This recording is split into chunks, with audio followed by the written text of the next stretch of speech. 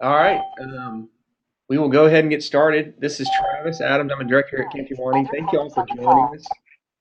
Um, and this is actually Campinars are kind of a new thing for us. We've really never done a lot of these, but we really wanted to do this to um, make it available and really just answer any questions. And today's topic obviously is, are you still considering camp this summer?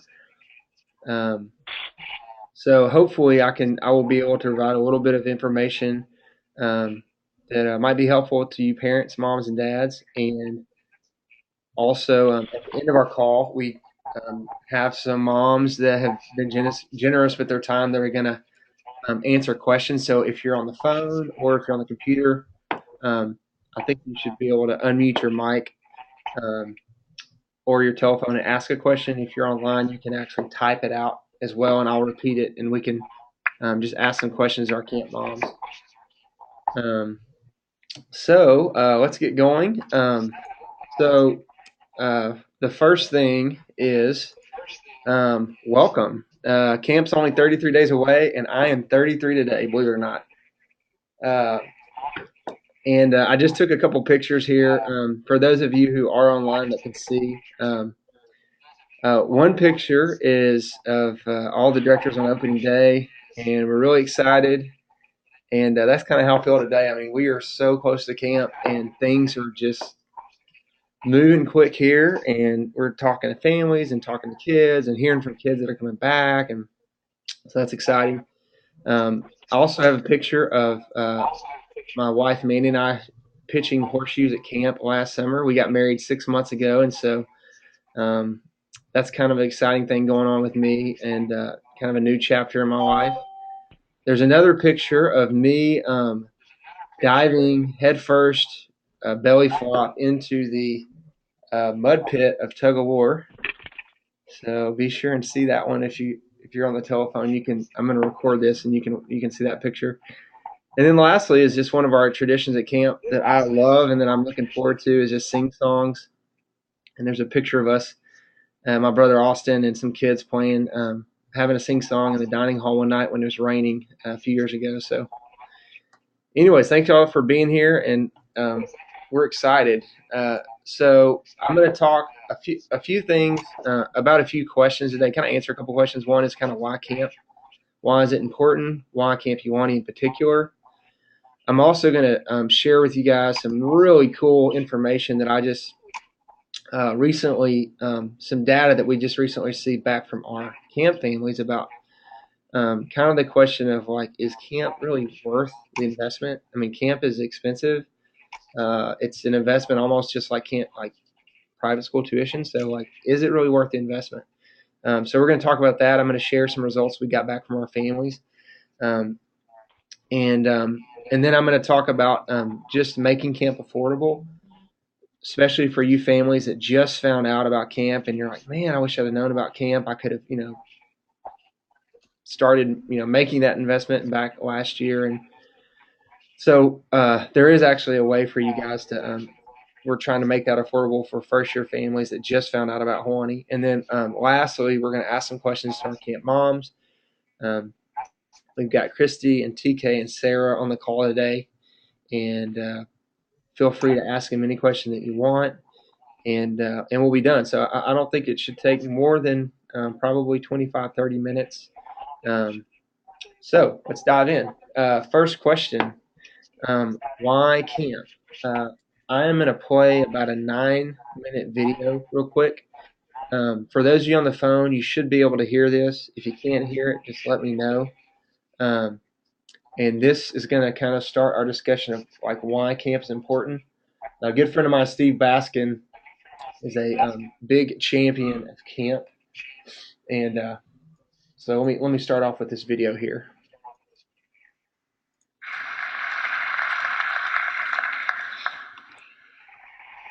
I love summer camp, but this was not always the case. I first went when I was 8 years old, and I did not want to go because I was experiencing a crisis of confidence at the time. You see, I grew up in Midland, Texas, the younger brother of the local football star. And if you've ever spent any time in Midland, Texas, Oh, one more quick thing. I just hit pause. If you don't mind muting your line, if you're on computer or if you're on the phone, see if you can mute your line. I'm getting a little bit of feedback. So, You know, there are only two sports that matter: football and spring football. And everyone wanted me to follow in his footsteps. I was a chronic asthmatic who was allergic to Bermuda grass. So it was a miserable failure, and I felt like a failure. And I began to doubt my self worth. And that's when my parents decided to send me to camp for 5 weeks, and I was absolutely sure I did not have the goods to deliver. I showed up scared, and something remarkable happened in that moment. A 19 or 20-year-old young man comes up, gets down on one knee, so he made perfect eye contact with my terrified eyes, and he smiled. He says, "Hi, Steve. I'm Bill, and I get to be your counselor. Now, the rest of the guys are back in the cabin. I've been waiting for you to show up, but now that you're here, we're going to have the best summer ever. Let's go." Almost nothing important happens in a minute, but important things happen in moments. And this was the moment I learned it was spectacular to be Steve. Now, if you've ever spent any time with camp people, you've probably heard a story like that. We love our camp stories, and we're good at telling them. In fact, we like telling them so much that my mom likes to say you never want to be in an airplane next to someone who just fell in love, just quit smoking, or went to summer camp. But I want to get beyond the anecdotes. I want to suggest to you that camps are more relevant now than they have ever been. And here's my odd hypothesis. And it's counterintuitive. One, we live in a world defined by technology and the change that it creates. Two, this world requires a set of skills in order to be successful. Three, summer camp, an environment devoid of technology, may indeed be the best place to learn these skills. Okay, that's my odd hypothesis. I'll follow up with an odd analogy. A month ago, Neil Armstrong died. And as I was thinking about this great American, it suddenly occurred to me, we were all becoming like Neil Armstrong. Okay, let me explain. Look at him. He's enveloped in a cocoon of technology that enables him to walk on the moon. That same technology is beaming him into every single living room that has a television in the world. And in that moment, he was connected to everyone who watched him. And in fact, he made this connection explicit when he said, "This is one giant leap for mankind." But if on one hand he was connected to all of us, on the other hand, he was more isolated and alone than perhaps any human being has ever been. More and more, we are starting to become enveloped in our own cocoons of technology. Now, this cocoon involves our phones, the internet, television, and through these devices, we become connected to every idea and every human being on the face of the earth. Yet, at the same time that we're hyper-connected, we're probably more isolated and alone and even depressed than we've ever been. And I want to give you a little bit of a feel for what this cocoon is like. If I were to ask you how many hours the average teenager in America spends looking at an electronic screen, a phone, a game system, a television, what might you guess? I'm horrified to tell you it is 53 hours, 11 of which will be spent texting alone. Now, why is this concerning? This is concerning because I believe that a fulfilling life starts with interpersonal face-to-face connections.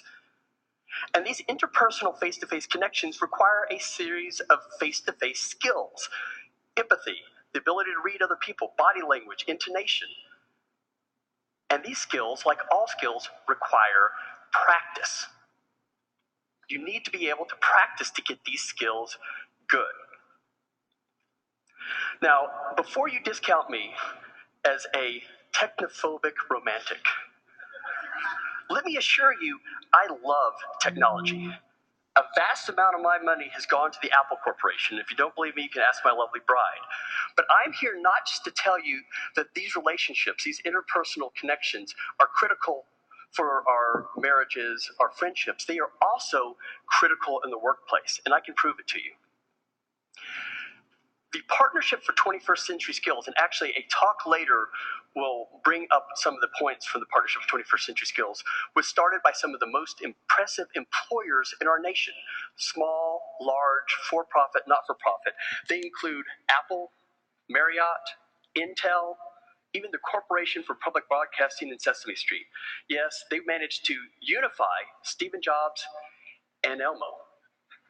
And what they got together because they said college and high school graduates are entering the workforce with a deficit of skills.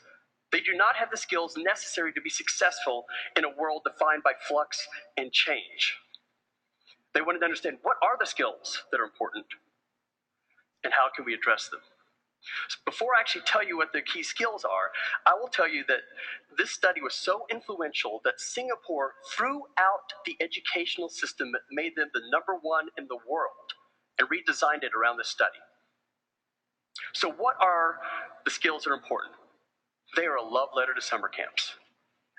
Given a limited time, I will only give you the top 2. #1 is oral communication, your ability to listen and persuade another human being. #2 is collaboration, your ability to get together with a disparate group of people, some not of your choosing, and agree on a goal, create a plan, and execute that plan. Sounds like a typical day at camp to me. Now, technical skills are on the list. They're just not in the top 10. Communication, collaboration, creativity, these are the skills that the partnership says are important. And they believe that if graduates had them in the right abundance, 3.5 million jobs could be filled tomorrow. All right? So we are now talking about a series of skills that are different than the ones that typically we think are important. And they are skills that require practice. They don't happen by accident. And when this time becomes 53 hours of this time, we stop practicing. So let's go back to camp. And I want you to visualize Bill, my counselor, and what he was able to communicate in a short period of time. He was able to give an 8-year-old boy love and validation. Let's talk about collaboration. You give me 10 or 12 children, 2 counselors living in a space the size of a living room. We're going to get the chance to do a little bit of collaboration. All right, we're going to learn how to resolve conflict. We're going to learn how to interact with one another and get along. In fact, I would like to make an argument that camp is boot camp for these face-to-face skills.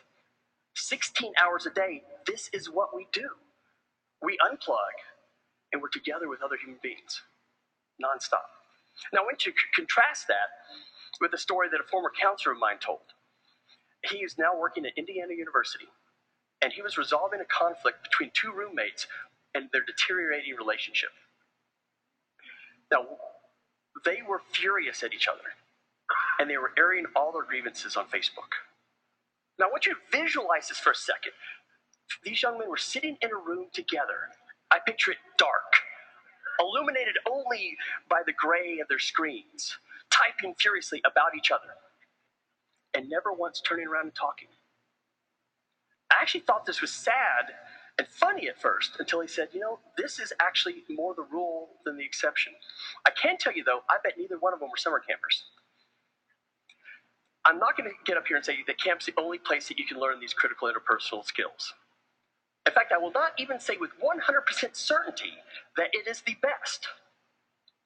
What I can tell you is 2 things. One is I can think of none that is more immersive and intentional for creating these skills. And it's almost as if the industry has spent 153 years developing the perfect experience for today.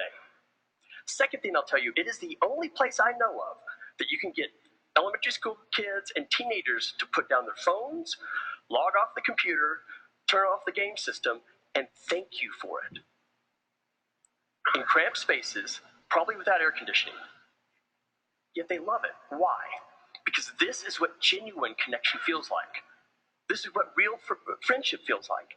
And as they become good at becoming fully present with another human being, they become better for it, and they become better at it.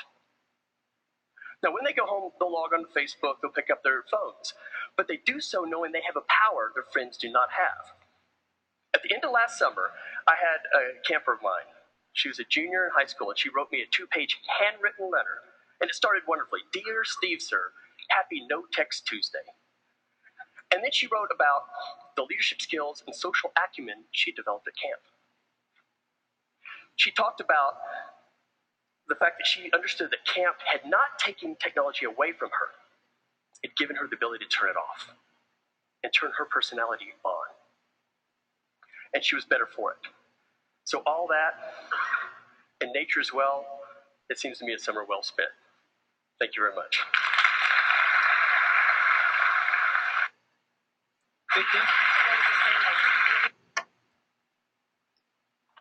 Okay, I hope y'all could hear that okay. Man, it's a good talk. So, first question, why camp in general? I think Steve did a great job of kind of putting that into some very succinct reasons. Obviously, the first one is just unplugging your kids from technology.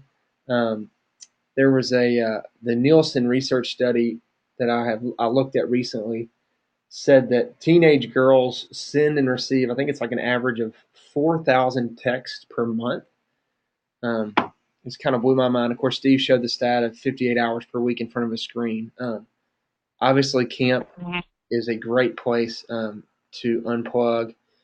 Um, and in fact, we were at a camp party this spring, and I had a kid that was from Center, Texas, and his mom was just telling me that it's the one place he goes where he doesn't care about playing video games, and of course he was sitting right there, and he was just like, he's like, yeah, I don't want to play video games at camp, and so I think that's definitely true. Another thing, why camp is just positive role models. I can't tell you guys how excited I am about our staff this summer. In fact, if you get a chance, go to our website and hover over staff, and it says meet our staff, and you can actually read the bios of all the staff that will be coming to Huawni this summer. But the bottom line is positive role models and mentors are a game changer for kids. Of course, I got to experience that as a camper, and then even looking at a lot of the research out there. One of the studies that I looked at was the Department of Justice talking about role models in the lives of children. I think they used the example of Big Brother, Big Sister programs, um, and the effect it had on kids' choices. And they used one of the examples was, I think, drug usage dropped by like 46%. And then for you parents, this is a good one. I think it said the tendency to lie to their parents dropped by like 36%. So, um, but those are really just it's kind of a byproduct of being around good role models that is a completely different dynamic than their parents, um, and just very very neat to see. Another um, uh, question about why camp, and I would just say wholesome fun. You would be amazed, especially I love seeing our first year campers that come to Huani, and like on during our 2 week session, we'll go on a hike to the carving trees, which is a pretty long standing tradition. We hike about half a mile down the camp road, cut through some trees, and there's this huge creek that we just literally we go and have a big mud fight, and we eat watermelon, and we put watermelon on each other's heads, and it is just the most simple thing ever. And some kids carve their names in the trees. There's carvings from the 1960s. I mean, it's pretty cool to see all the names in the trees, but it's the simplest day, and especially kids that don't necessarily that do come from the city and don't get out much. Not that the small town kids, there's a lot of them that don't leave the house either, but just to see them kind of like engage, and they're like, it's okay to get muddy, and they're having the time of their lives. And you would think we just like took them to Disney World and served them ice cream and took them to the front of the line. I mean, they go nuts. So that's another, I guess, a reason for summer camp. And then another one is just gaining independence. Um, Camp is a great place to take safe risks. You know, homesickness is an opportunity. Every kid's got to go through it, and camp gives kids the opportunity to actually go through that first time in a very healthy environment.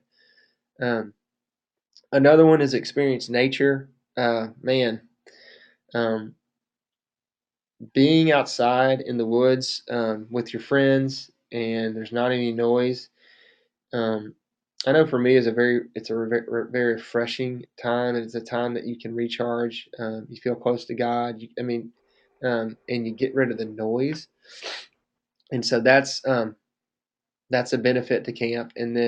Uh, and then one more is just authentic relationships with friends and siblings. Um, I'll talk about more of this in a minute, but I think I was actually talking to mom yesterday about siblings because they have two kids that are looking at going to camp, a brother and a sister. And one of the things I was telling her in our 2 week sessions, we do this thing called summer tree at the end of the 2 week session, and we all go hang out beneath a big old tree somewhere on campus or somewhere off campus, off site that's remote and quiet and in nature. And every cabin gets up and they'll share, hey, anything on your heart that's true, they're allowed to share with all of camp, and they don't have to, but a lot of kids do choose to do so. Without fail, every summer, brothers and sisters for the first time, many of the times will tell their brother or sister that they love them out loud in front of all of camp. And that's just a neat representation of the authentic relationships and the bond that grows even stronger, especially with siblings, and of course also with friends that are, your kids aren't going to know when they show up to camp and they leave being best friends.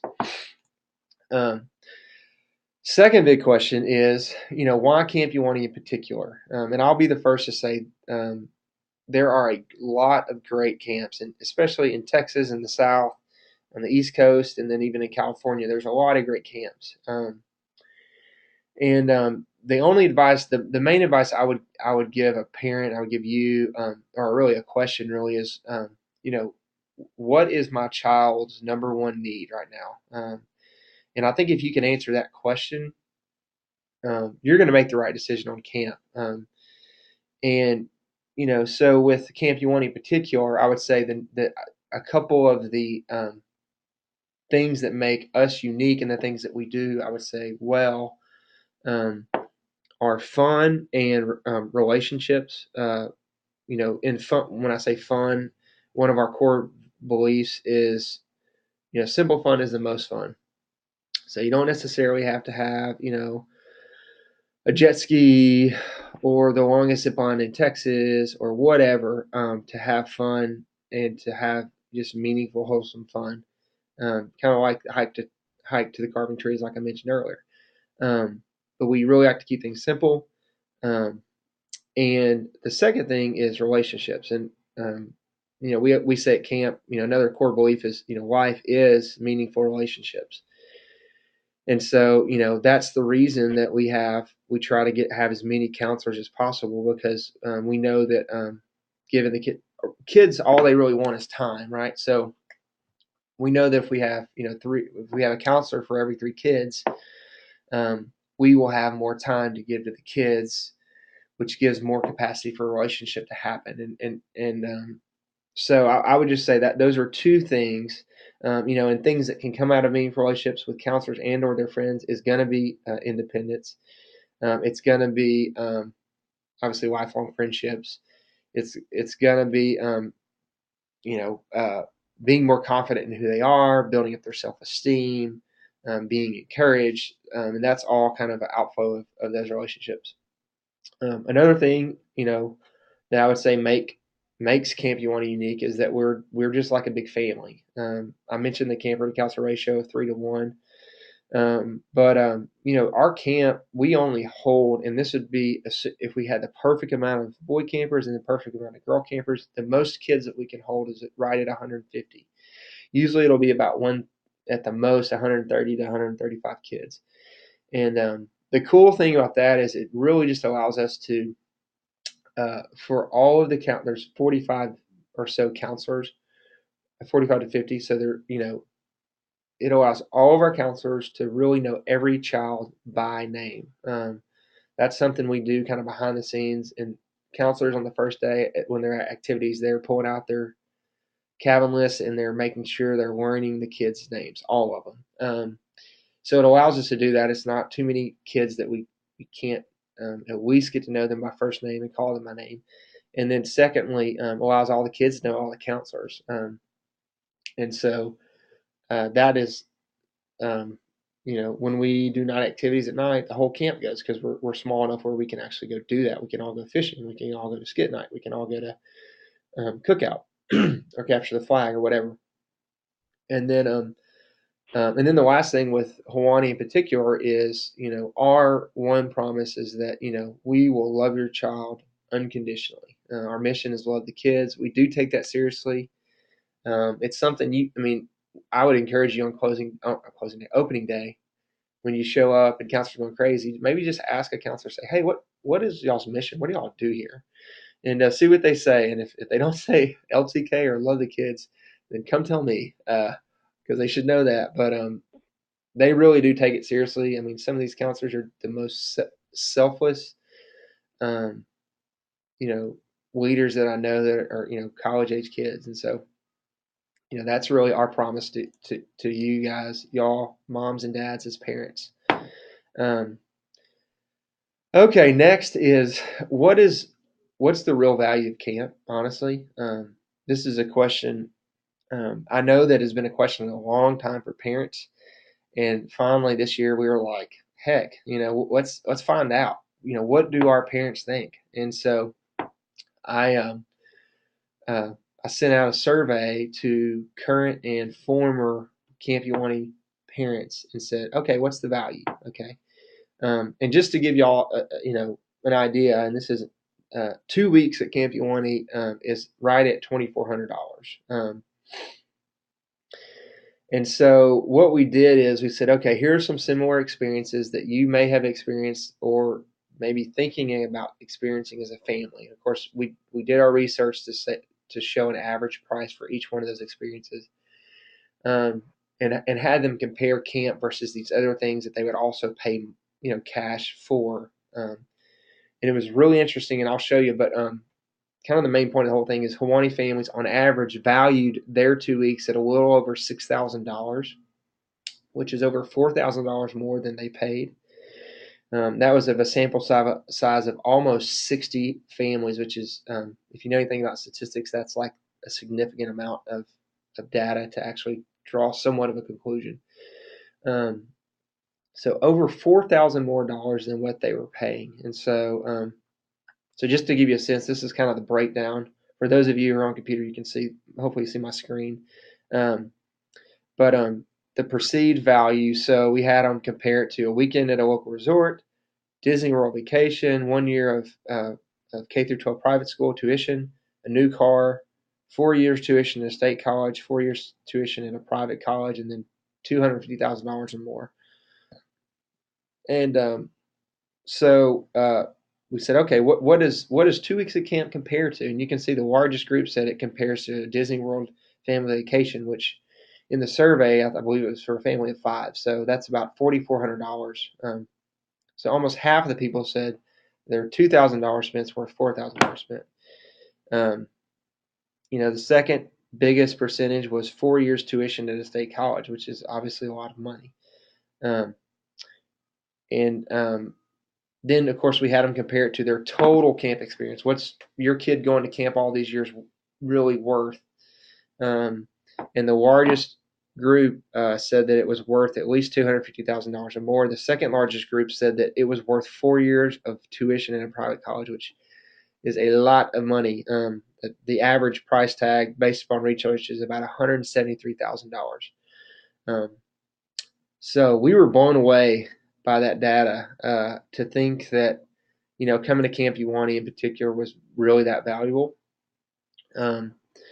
And this was another interesting thing. But the longer that kids came to camp, the more families value their experience. If you can see the chart I'm showing, it just shows how the average summers paid for, the more that were paid, the more that those families valued um, their time at camp.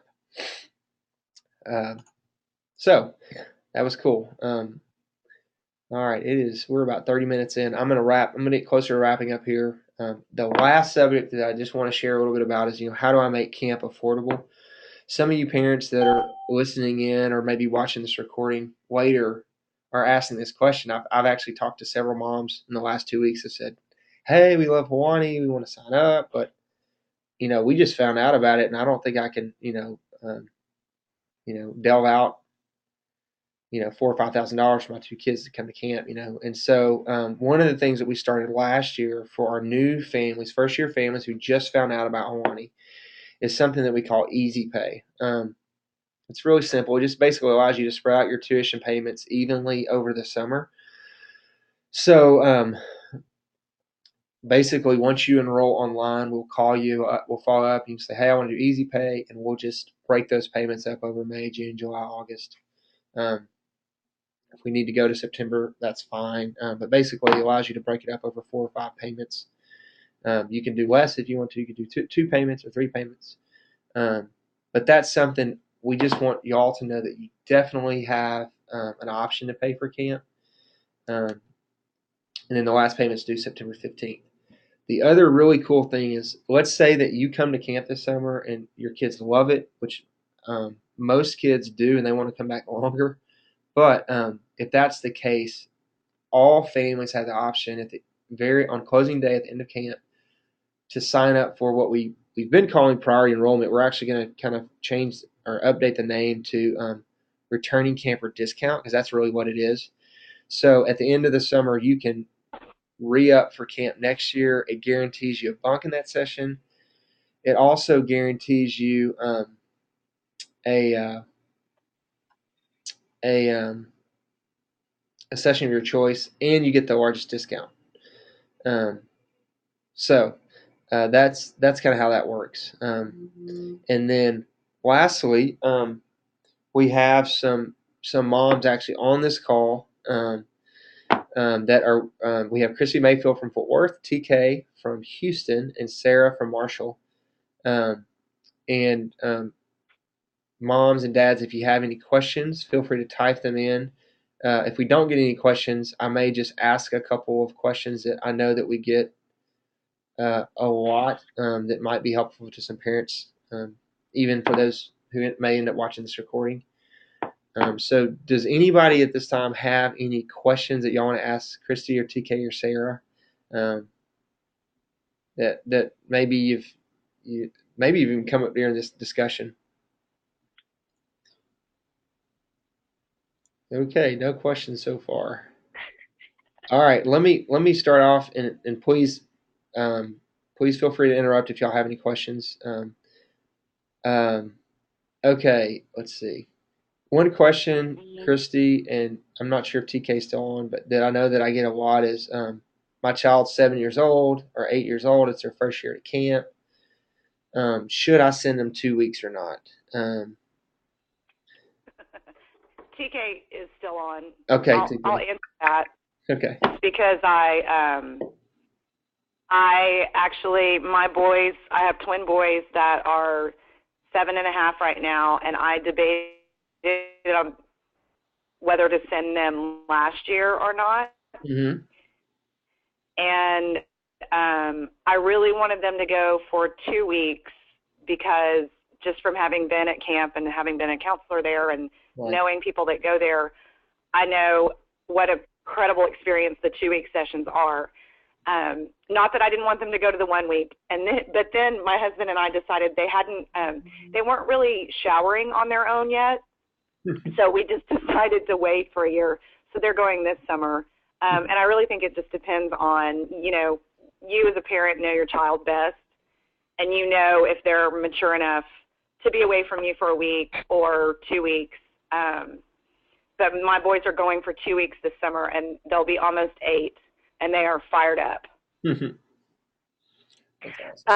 Travis, if I could add, when Elizabeth went for the first time, and she had just turned 7 in February, we decided to send her on to 1 week first, just because we were She obviously never been to camp, and Right. we just didn't know what to expect with her being gone. And so she went to 1 week, loved it, planned to go to 2 weeks the next year, had a friend who decided to start going to camp, and they decided to try 1 week together one more time. And so they did 1 week for 2 years, and for the last 3 years have done 2 weeks. And I think if she had to do it all over again, she would have jumped into 2 week immediately. Right. But I think TK's right. It just has to be where your kids are. Right. And like, for instance, my youngest is going this year for the first time. If it was up to her, she would probably go to 1 week, but wants to be with her brother and sister. Right. So she's going to push through it, and she's going to go to 2 weeks this year. Right. And so it's just like where they're comfortable. We gave Sarah Jane the choice, 1 week by yourself or 2 weeks with 2 siblings. And she was like, no, I want to be with brother and sister. So she decided to do that. Right. How old is Sarah Jane? Is she 7 or 8? She is 7. No, she's 7.5 now. Mm-hmm. Okay. Mm-hmm. We're going to have the Palmers and the Harrisons taking over camp this summer. That's right. All right. Christy, is there anything else you would add to that? We have twin girls also, and we were thinking that they're begging to go this year for 2 weeks, and they're 6 and a half, and we've convinced them to wait until next summer, until they're 7 and a half, and I think we're just all a little more comfortable with that because we do want them to go the 2 weeks from the beginning, and there's just so many things that you miss. More things you gain by being there longer.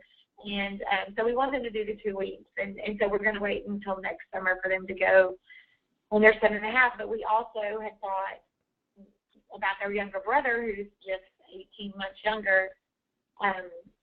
He wants to go the first time that they go. Right. And our big thought was the 3 of them do everything together all the time, and it would be okay for him to allow them to do something on their own.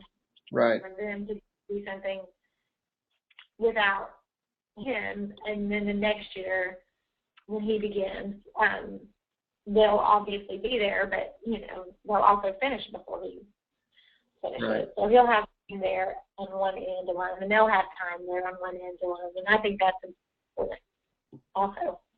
Yeah. That's instructions without each other.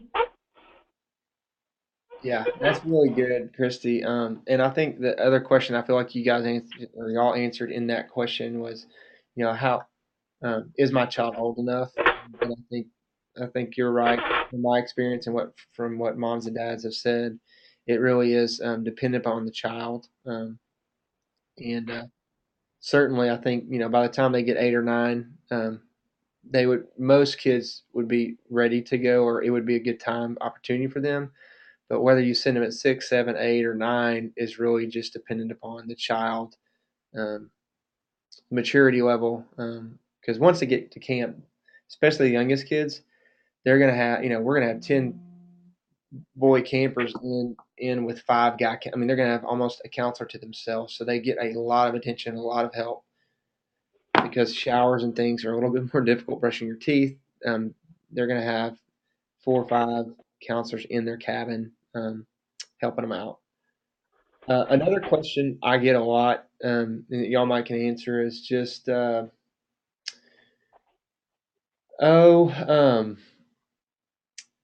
Sarah, I know you've experienced this, but I have a lot of moms especially ask me, hey, my kid wants to bring their friend, but their friend is unsure. Should I send them because they don't know anybody? So what would be y'all's advice to moms and dads that are concerned that they may or may not have a friend, or maybe they're bringing a friend that they're really close to that they would rather go out on their own? What's been y'all's experience? I'll say, well, for us, when we sent Elizabeth the first year for 1 week camp, the only people she knew, I think, were y'all. I mean, she didn't know any campers, didn't know any counselors. I mean, I remember walking away going, I just dropped my 7-year-old daughter off with Travis and like 80 people that I don't know. And it was a little fearful, I think, more for us than it was for her. But she made friends immediately. And then the next year, like I said, she had a close friend who we had talked to their family about camp, and they were able to go to camp and be in the same cabin, but not feel like they were each other's only friend. They separately made friends, but were also able to strengthen their friendship. So it wasn't something that it was like them in a cabin with people they didn't know. They were together, but they didn't have to be all the time. And that, obviously going forward, this little girl doesn't go to school with Elizabeth anymore, so their time together at camp is now even more special. Because it's the only time they get to spend a long amount of time with each other. But, it has worked out great. We have friends who talk to us about sending their children to camp. Some do and some don't. But the ones that have, either as counselors or as campers, have always found that Huawni has enhanced their lives all the way around. That's really good insight, Sarah. What about TK or Christy? Is there anything you want to add, or maybe even experienced as a camper that you could share on that point? I went for the first time for 2 weeks when I was 9, and I knew 0 people when I got there. And but that's just my personality, and I was okay with that. It wasn't a big deal. But every year after that, someone from my hometown joined me, and some stayed and went forever, and some went once or twice. But they all loved it, and they all enjoyed it. And like Sarah was saying, the friendship that I have with my friends that did go with me from home was stronger at home. And we had a different kind of bond than the girls that I was, a cheerleader with, or the girls that I was in class with, or whatever. It was definitely a different bond. And girls and some boys too that were younger or older than me, and that was nice to have, a multiple generational connection with other people that you can watch them grow and learn, or you can help guide them when they get older in different ways, because you have this connection from camp that makes you closer and stronger relationship.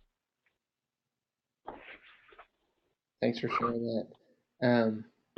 Do we have any more questions? I see we have several people on this call. Is there any other moms that have questions, or dads? Looking here. Is there anything else, Camp Mama, Huawni moms, that y'all would want to share with a first time parent, maybe still on the fence, that we haven't covered? The only thing I'll say is each one of my children are different and have different strengths. Those strengths are enhanced at camp. They are, my son Sam is very outgoing and very much a kind of a clown, a cut-up clown, and he loves camp. He loves that he can be himself and act crazy, and that's totally acceptable there. When maybe in a school setting, he can't act crazy every day because he has to work and study and things like that. Elizabeth, my oldest, is more studious and definitely a leader, and that too is enhanced at camp. And she makes deep friendships with people that she longs to see for 50 weeks out of the year. And, she keeps picture collages on her wall and just can't wait to see those girls or those guys from camp.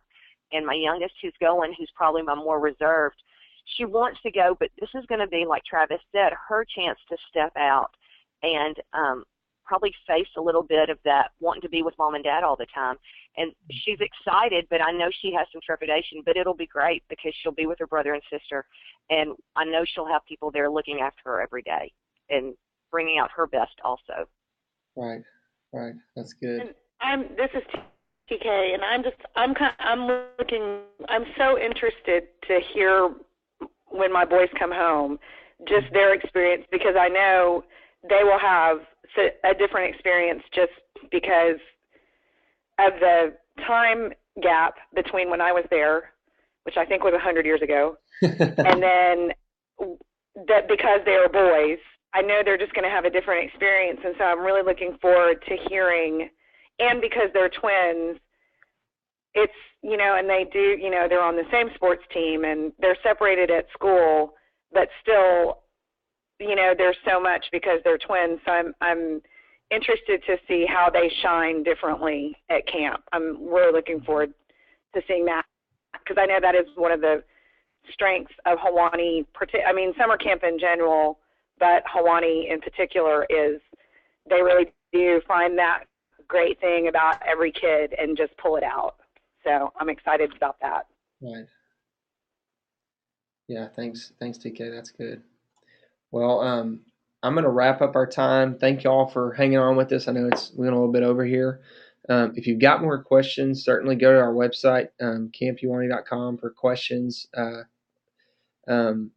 It's spelled HUAWNI.com.